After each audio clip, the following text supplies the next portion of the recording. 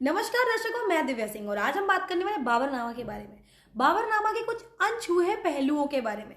बाबर और बाबरी का किस्सा। मुगल साम्राज्य के संस्थापक जहीरुद्दीन मोहम्मद बाबर को इतिहास का एक महान योद्धा और कुशल शासक के रूप में जाना जाता है, लेकिन उनकी आत्मकथा बाबरनामा में उनकी निजी भावनाओं और मानवीय कमजोरियों को बड़ी ही ईमानदारी से जिक्र किया गया है। बाबर की निजी जिंदगी का रहस्य। बाबरनामा में एक अध्याय में बाबर ने अपनी जवानी के दिन एक ऐसा किस्सा साझा किया जो उनका व्यक्तित्व का एक अलग ही पहलू दिखाता है, एक अलग ही पहलू दर्शाता है। ये किस्सा है उनके आकर्षण का, जो बाबरी नाम के एक लड़के के प्रति था। जी हाँ, बाबरी नाम के एक लड़के के प्रति। किशोर अवस्था और पहला आकर्षण। उस समय बाबर की उम्र लगभग 17 से 18 वर्ष थी।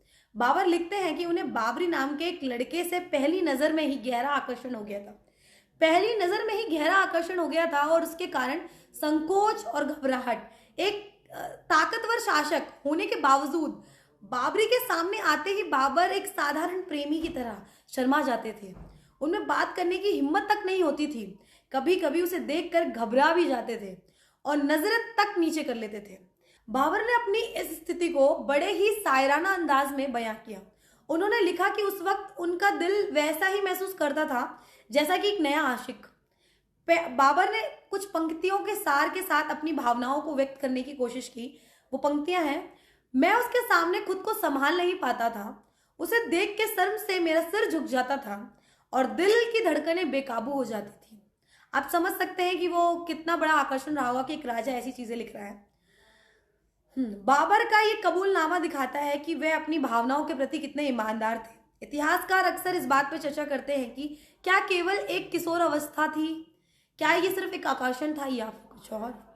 जहां तक बाबरी मस्जिद का सवाल है, हमेशा सवाल उठते हैं बाबरी मस्जिद पे। क्या बाबरी मस्जिद बाबर के उसी आकर्षण की निशानी है जिसका नाम बाबरी मस्जिद रखा गया?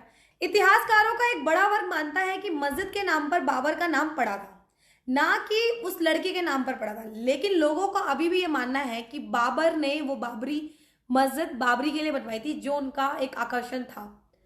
इतिहास के पन्नों में दर्ज बड़े बड़े शासक आम इंसान की तरह भावनाएं, प्रेम, संकोच से भरे होते हैं।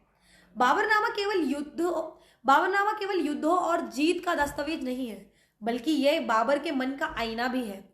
अगर हम बात करें बाबर की शादी की, तो बाबर अपनी शादी को कुछ इस तरीके से बताते हैं: शादी के बाद शुरुआत में मुझे उससे लगाव था, लेकिन यह मेरी पहली शादी थी और मैं बहुत शर्मीला था, इसलिए मैं उसके पास 10 से 15 दिन या 20 दिन में एक बार जाता था। फिर वो आगे लिखते हैं: बाद में मेरा झुकाव और भी कम होता चला गया। मेरी माँ मुझे हर महीने 40 दिन में एक बार सख्ती से उसके पास भेजती थी।